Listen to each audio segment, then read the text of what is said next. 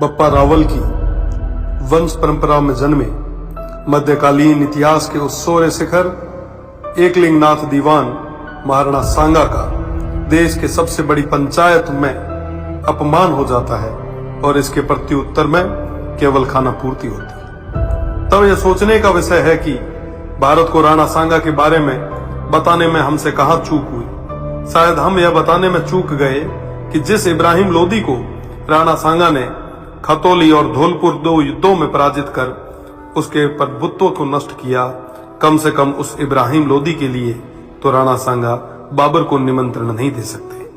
1519 में गागरोन के युद्ध में मालवा के सुल्तान महमूद खिलजी को 3 माह बंदी बनाने वाले, ईडर के युद्ध में गुजरात के मोहम्मद शाह की सेना को पराजित करने वाले, दिल्ली, मालवा और गुजरात की संयुक्त सल्तनतों को हराने वाले तत्कालीन भारत के शक्तिशाली शासक राणा सांगा को कहां जरूरत है किसी विदेशी को आमंत्रित करके सहायता लेने की। दौलत खान लोदी जैसों के निमंत्रण पर आए बाबर के विरुद्ध मेवाड़ के आसपास के शासकों ने राणा सांगा के झंडे के नीचे बाबर जैसे आक्रांताओं से लोहा लिया। जिस राणा सांगा के साथ आमेर से पृथ्वीराज जी कछवाहा, बीकानेर से कल्याणमल जी, जोधपुर से मालदेव जी, मेड़ता से मीराबाई जी के पिताजी रतन सिंह जी व वीरमदेव जी, ईडर से भारमल जी, बूंदी से नरबत जी हाड़ा, सिरोही से अखेराज जी देवड़ा, सादड़ी से झाला अजय जी, चंदेरी से मदीनी राय प्रतिहार जी, हसन खान मेवाती सहित आसपास के सभी सरदारों का सहयोग हो, उन महाराणा सांगा को किसी विदेशी की सहायता की आवश्यकता नहीं।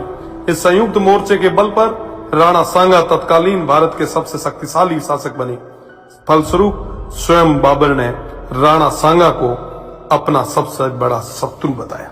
राणा सांगा ने इस संयुक्त मोर्चे के बल पर बाबर को बयाना के युद्ध में पराजित किया और बाबर की सेना को भागना पड़ा। इसी भागती सेना के मुगल जनरल मंसूर बरसाल लिखते हैं कि राजपूत मृत्यु के देवता हैं और वो हमारी तरह युद्ध से मैदान से भागते नहीं हैं। खानवा के युद्ध में बाबर के हरावल दस्ते को बुरी तरह नष्ट किया गया। इस युद्ध में क्षत्रिय तलवारों का पहली बार तोपों से सामना हुआ। उन तोपों को नष्ट करने के लिए वीरों ने अपने सिर तोपों में देके उन्हें नष्ट किया। आज भी यह खानवा गांव महाराणा सांगा के नेतृत्व में इन देशभक्त सूरवीरों के राष्ट्र व धर्म की रक्षा विदेशी आक्रांताओं बाबर और उनकी सेना से युद्ध करते हुए प्राणोत्सर्ग करने का साक्षी है। राणा सांगा न केवल